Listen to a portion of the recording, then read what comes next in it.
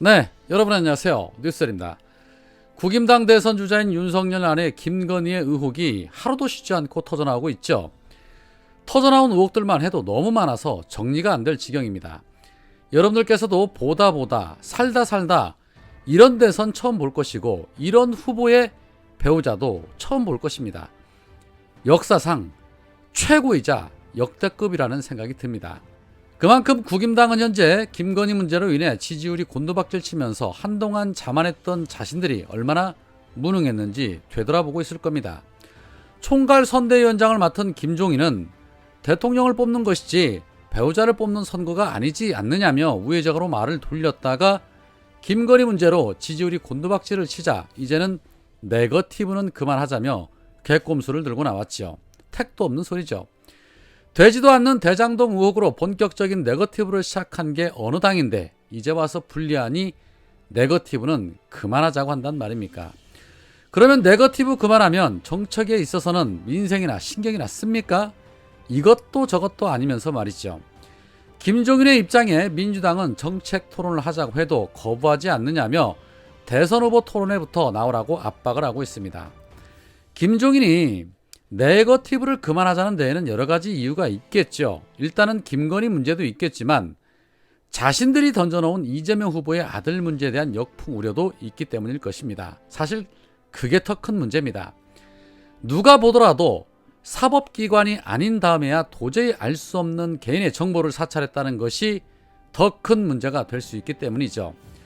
어제 이재명 후보는 장남의 상습 도박 의혹이 사찰 기획이라는 일부 주장에 대해서 이미 사이트를 탈퇴해서 해당 글을 아들도 못 지웠는데 어떻게 알게 됐을까 이런 생각이 들기는 한다라며 사찰 기획 의혹에 대해서 의심이 간다는 취지를 언급을 했습니다.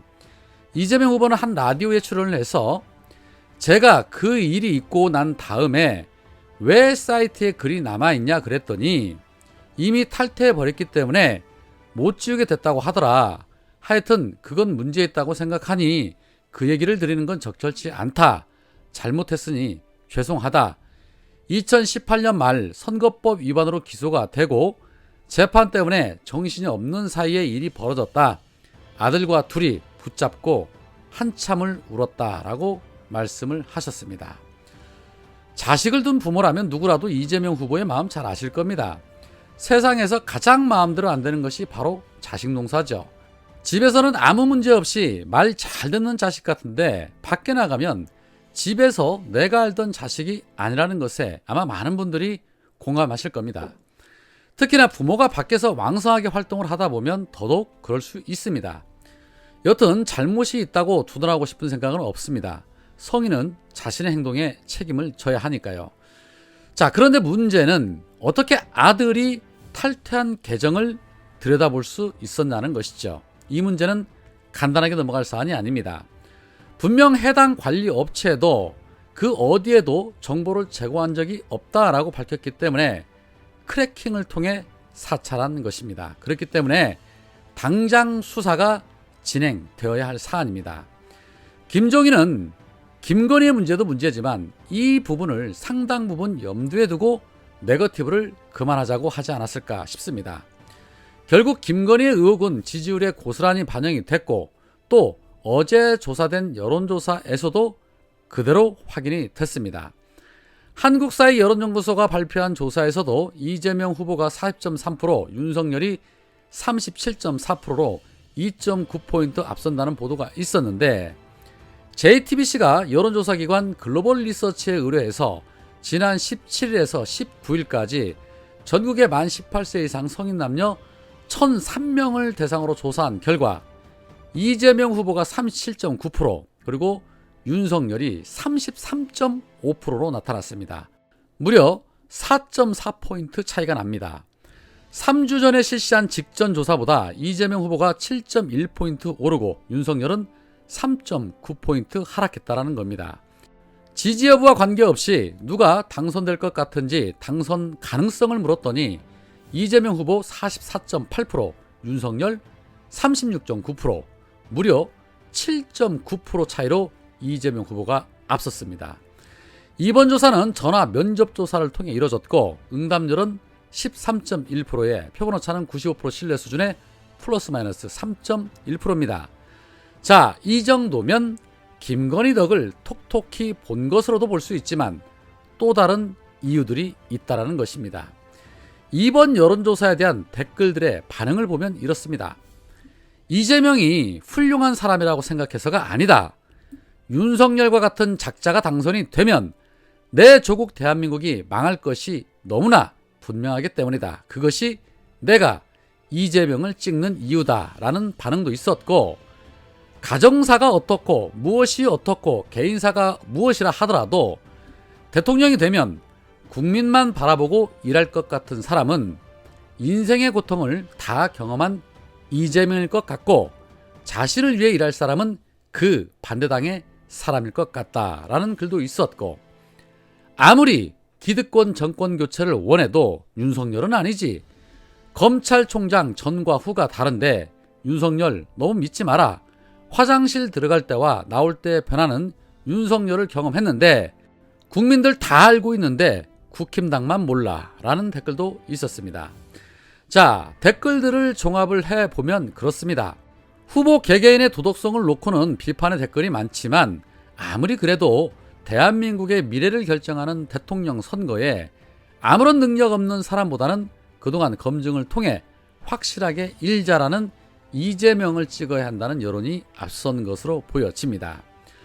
정권교체 여론이 아직까지는 높지만 그래도 대통령 뽑는데 전국을 돌아다니며 거들먹거리고 마스크 벗어 던지고 방역수칙 어기는 건 기본으로 알고 새벽까지 술이나 먹고 다니는 사람에게 나라의 미래를 맡길 수 없다는 여론이 더 높아지기 시작했다는 것이죠. 거기에 허구한 날 본부장 비리는 뉴스의 대부분을 차지하고 있고, 후보 부인은 무슨 잘못을 그렇게 많이 저질렀는지 범죄자처럼 도망다니는 뉴스가 나오지를 않나, 측근이 모가지를 눌러서 피신시키는 장면이 나오지를 않나, 줄리인지 주얼리인지 하는 의혹에 사로잡혀 국민들로 하여금 자꾸 이상한 상상을 하게 만들지를 않나, 장모는 현재 법적 처벌을 받고 거기에 부동산 압류만 23건이나 된다는 소식이 들리지를 않나, 파도 끝이 없는 소식에 정권 교체를 얘기했던 국민들이 야, 이거 아무리 그래도 이건 아니다 싶은 쪽으로 방향을 틀기 시작한 여론조사가 이어지고 있는 것으로 보여집니다. 반가운 일이죠. 자, 한편 우리 똑순이 이문정 검사가 페이스북에 이런 글을 올려서 충격을 주고 있습니다. 지난 6월 10일 오전 법무연수원장으로 전출 예정인 조남관 차장검사가 대검 제 사무실을 찾았습니다. 공수처에 입건된 피의자와 피해자 어색한 관계를 좀 풀고 싶었던 모양입니다. 작년 11월 30일 검사와 수사관, 실무관들의 마음을 모두 얻어야 검찰개혁이 된다. 한 발 물러나 달라. 검찰 내부망을 통해 추 장관에게 띄운 공개 서신과 같은 취지의 충고를 하더군요. 혼자 말해서는 안 바뀐다.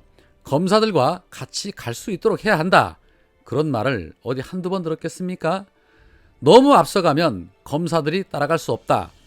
검찰은 에베레스트 등정한 사람보다 한라산을 등정한 사람이 필요하다 등등 조남관 차장에게 답했죠.